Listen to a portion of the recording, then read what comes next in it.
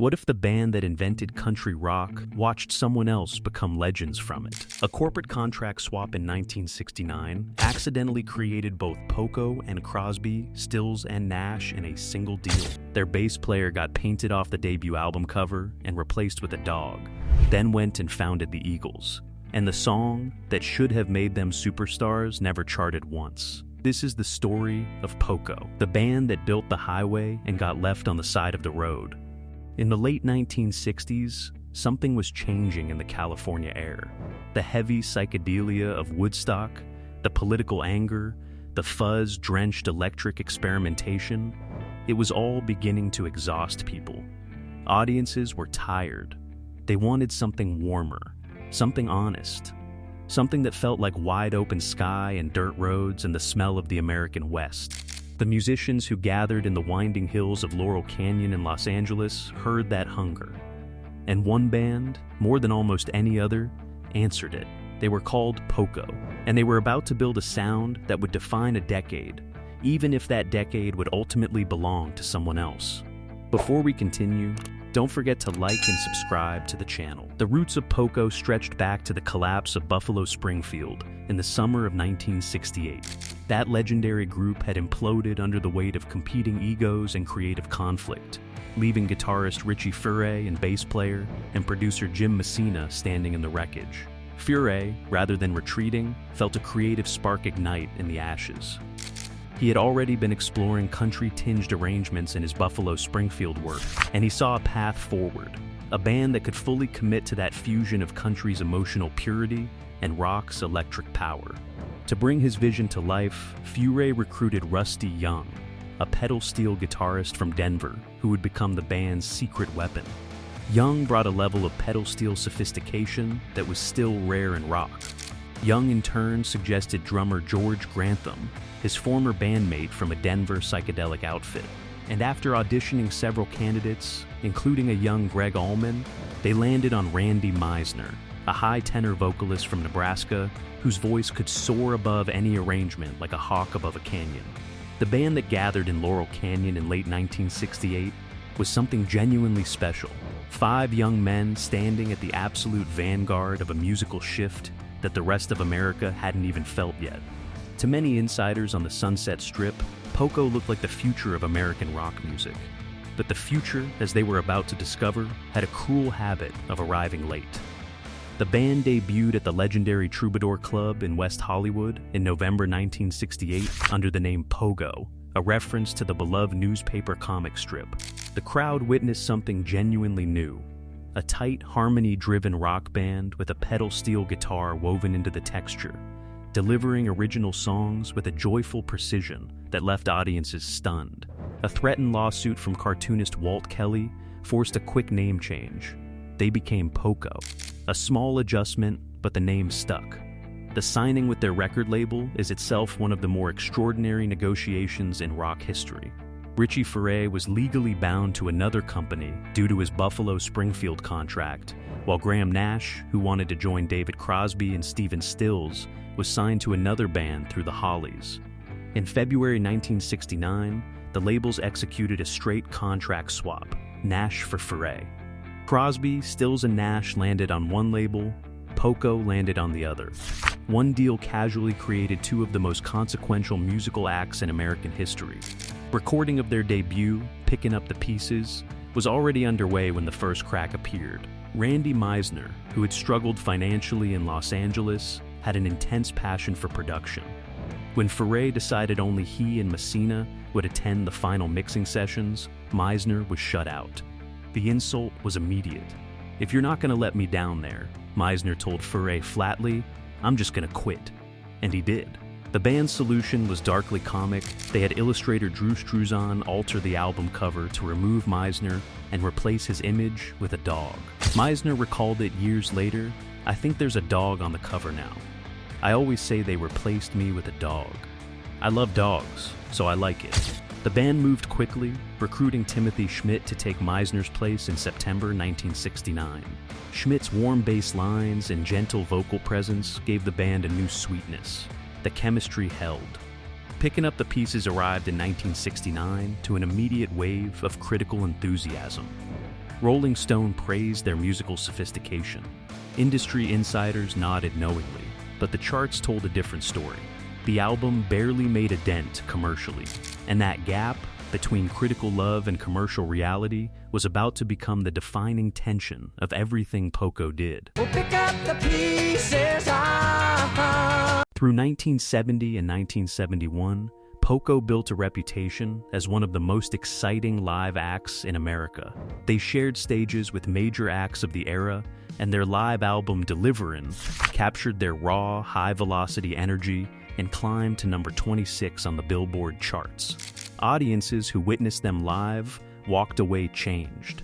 The word in the industry was clear: Poco was special. These were musicians. Guitarists studied Paul Cotton's fluid lines. Vocalists analyzed the architecture of those three-part harmonies. Rusty Young's pedal steel work, which he ran through a Leslie speaker cabinet to create the warm, spinning tones of a Hammond organ, was genuinely revolutionary. Few bands were doing anything quite like it. But being a musician's musician carried a painful limitation. It meant the people who appreciated you most were the very people competing against you for the same audience. Messina had fought for proper drum isolation, for compression, for the kind of sonic separation that would let each instrument breathe. Worn down by the relentless touring schedule and creative friction, he stepped away from the band in October 1970. Paul Cotton, a guitarist with bluesy grit and raw emotional quality, stepped in to fill the gap. And then, in 1971, the blow nobody saw coming landed squarely on Poco's chest. Randy Meisner, the man replaced with a dog on the album cover, joined forces with Glenn Frey, Don Henley, and Bernie Leadon to form a new band. They called themselves the Eagles, and they took the exact country rock blueprint that Poco had spent years developing, polished it to a commercial sheen, and immediately exploded across American radio. The band that created the blueprint was watching someone else cash in. By 1972, the country rock sound was everywhere. The timing had finally arrived. Radio was embracing harmony-driven, acoustic electric rock. The Eagles were climbing fast. Jackson Browne was emerging. The genre Poco had helped shape was conquering the country. Record executives recognized this moment for what it was. They brought in producer Jack Richardson, and the band went to work crafting what Richie Furay believed would finally be their defining statement. The song came to Furay while he walked down a mountain road near his home in Colorado. He looked up at the distant peaks and felt something crystallize. The opening lines arrived almost fully formed. Colorado mountains, I can see your distant sky. What followed was a song of hard-won hope and earned joy. A declaration of resilience from a band that had been told too many times they were almost there. A Good Feelin' to Know was anthemic without being hollow. The harmonies spiraled upward in layers, the pedal steel rang out with a cinematic grandeur, and the melody lodged itself in the listener's chest. Industry insiders heard it and felt certain. This was the one. The single was released in November 1972. It failed to chart on the Hot 100. The album peaked at number 69 on the Billboard 200 and then disappeared. For Richie Furay, this was not simply a commercial setback. It was a spiritual breaking point. In a candid interview with a young Cameron Crowe for Rolling Stone in April 1973, Furay let his exhaustion pour out. After years of extraordinary work, Poco was still treated as a second-tier opening act. The industry that praised them endlessly could not seem to find a way to sell them. Every time it felt like Poco was about to break through, something happened. In late 1973, after the release of the well-received album Crazy Eyes, Richie Furay resigned from the band he had founded. The emotional center was gone. And while Crazy Eyes climbed to number 38, their highest charting album so far, the victory felt hollow without the man who had dreamed the whole thing into existence. With Furay gone, Poco reorganized around Paul Cotton and Rusty Young and pressed on. But the constant reshuffling had taken a toll beyond personnel. It had taken a toll on identity. Fans who had followed the band since 1969 no longer knew exactly who Poco was. The answer kept changing, and every change cost them momentum they could not afford to lose. Music mogul David Geffen moved quickly to capitalize on Furay's frustration, helping assemble the Souther Hillman Furay Band. The project was intended to give Furay a new start, but it never fully escaped the gravitational pull of the era's bigger success stories.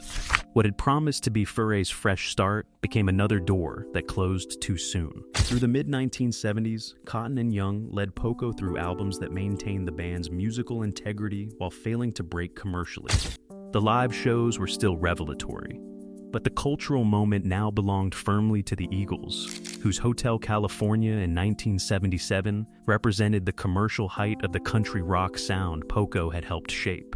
And then came the final wound. Timothy Schmidt, who had spent 8 years quietly anchoring Poco's rhythm section, received a phone call. Randy Meisner, worn down and exhausted after a backstage confrontation with Glenn Frey during the Hotel California tour, had walked away from the Eagles.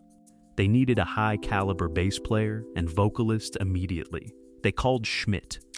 Schmidt had spent 8 years watching Meisner win Grammy Awards with the Eagles, while Poco struggled for adequate radio promotion. Patience has a limit. He left. If you keep on coming back for more. Poco had now lost its bass player to the Eagles not once, but twice. Meisner had founded the Eagles after leaving Poco. Schmidt followed him in. It was the most pointed reminder of what Poco had been, a launching pad for the most successful act in American rock. The band that created the road had watched the Eagles build the highway. After Schmidt's departure, the band came dangerously close to dissolving entirely. Drummer George Grantham, present since the very beginning, a rock of stability since 1968, eventually departed as well, bought out after disagreements over publishing royalties. The original lineup, the dream team that had gathered in Laurel Canyon with such extraordinary promise, was completely gone. What remained was Rusty Young and Paul Cotton. Two men, stripped of everything the band had been built upon, facing pressure to continue under the Poco name. They agreed, reluctantly, not by choice, but by necessity. And then something unexpected happened. In the late 1970s, the raw country rock energy of the early decade had evolved into a warmer, more polished, soft rock sound. Radio programmers chased smooth, highly produced ballads. Adult contemporary formats were emerging as a major commercial force. And the qualities that had always defined Poco, those close harmonies, the emotional warmth, the melodic precision, fit this new landscape perfectly. Rusty Young sat down and wrote a song. He was the man who had spent the entire life of the band in the shadow of other songwriters. Furay had written the anthems. Messina had shaped the production. Young had always been the instrumental voice, the architectural support beneath everyone else's vision. Young had grown up in Denver, the grandson of a woman who played piano for silent movies with a tip jar on the lid. He had started playing lap steel at age 6. He had revolutionized the instrument's sound in rock by routing his pedal steel through a Leslie cabinet, creating tones nobody else could replicate. Now, finally, he wrote Crazy Love, and it was the distillation of everything he had carried for a decade. Legend was released in November 1978. It became the biggest commercial success of Poco's career, climbing to number 14 on the Billboard 200 and earning gold certification. Crazy Love peaked at number 17 on the Hot 100 and spent 7 weeks at number 1 on the Adult Contemporary chart. Billboard ranked it the number 1 adult contemporary song of 1979. Paul Cotton's Heart of the Night followed it to number 20. For a moment, just a moment, it felt like everything was finally arriving. But Poco's relationship with timing had always been tragic. In February 1979, the record company was acquired by another. The new owners had no investment in promoting Poco. Promotional budgets were cut. Distribution support weakened. An industry insider close to the story captured it plainly: Poco's records really suffered. Those guys are hexed. They had finally delivered the hit. They had finally cracked the code. And the machinery that should have amplified that success was dismantled before it could do its work. Rusty Young reflected on Crazy Love years later with quiet pragmatism. The only reason we're talking now is Crazy Love. That was our first hit single. It's a classic, and it still pays the mortgage. By the early 1980s, the country rock landscape Poco had helped create was largely replaced by synthesizer-driven new wave pop and polished MTV rock. Major label support dried up. They found themselves playing smaller venues. fighting for the attention of an industry that had moved on. And in one final detail that captured the strange interconnectedness of the entire Los Angeles creative world, several of Poco's album covers had been designed by a young artist named Phil Hartman, who would later become one of America's most beloved comedic performers on Saturday Night Live. Even the art direction of Poco's career was intertwined with people headed somewhere bigger. The great irony of Poco's story was written in the lives of the men who left. Jim Messina, who exited as early as 1970, found massive success as half of Loggins and Messina, one of the most commercially successful duos of the decade.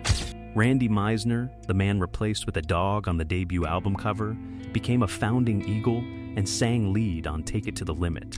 Timothy Schmidt joined the Eagles and delivered one of their finest moments, singing lead on I Can't Tell You Why. Richie Furay eventually stepped away from music and later focused on ministry and Christian work in Colorado. In 1989, the original 1968 lineup, Furay, Messina, Young, Grantham, and Meisner, reunited for an album called Legacy, organized by singer-songwriter Richard Marx, who had grown up loving the band's early sound. The album brought renewed attention to the group, though it did not become a major commercial breakthrough. But the financial realities of the major label system cast their familiar shadow. Rusty Young recalled years later, "We didn't make a penny from Legacy. It was all soaked up by expenses. The record company makes all the money. They charge you for everything, and they take all the profit." By 1991, tensions resurfaced, and the reunion ended. Furay returned to Colorado. The original dream dissolved again, quietly, as it always had. In the decades that followed, something shifted in how music historians talked about the 1970s. The story of Laurel Canyon was re-examined. The architects of country rock were finally given proper credit, and again, the name Poco appeared at the beginning of that story. Glenn Frey publicly acknowledged Richie Fury's influence at an Eagles concert in Denver, pointing to the deeper roots of the sound the Eagles helped popularize. Furay expressed the quiet frustration of the overlooked, "I feel like we got dissed. It was almost like Poco didn't exist. And you know what? We were there in the beginning. We started the whole thing. My address was 2300 Laurel Canyon Boulevard." Rusty Young remained the band's constant heart until his passing in 2021. He kept Poco alive through every lineup change, every corporate betrayal, every near-death moment. Paul Cotton passed the same year, marking the end of the lineup that had carried the band's later identity. Their influence spread in ways that never carried their name, into Firefall, into the Americana movement, into the modern country pop harmony traditions that filled arenas for decades. The soaring pedal steel, the close vocal stacking, the acoustic electric warmth. Poco's DNA flowed through American music without attribution. They didn't fail because they lacked talent. They failed because history moved faster than they could hold themselves together. Because every time momentum gathered, a key member departed. Because the Eagles built a highway over the road, Poco paved. And yet, when the needle drops on picking up the pieces, or those harmonies rise on a good feelin' to know, or Rusty Young's pedal steel swells through Crazy Love, none of that sounds like failure. It sounds like something rare and true. A band that loved the music more than the machinery. And in the end, that love was what survived. Poco proved that genius and commercial glory don't always arrive together. They built the blueprint for one of the greatest sounds in American music and watched others cash the check. But the songs endured. The harmonies endured. The pedal steel still rings out across the decades. What's your favorite Poco memory? Did you follow them from the beginning? Or did Crazy Love find you on the radio one summer night? Drop it in the comments below, and don't forget to like and subscribe for more stories from rock's golden era.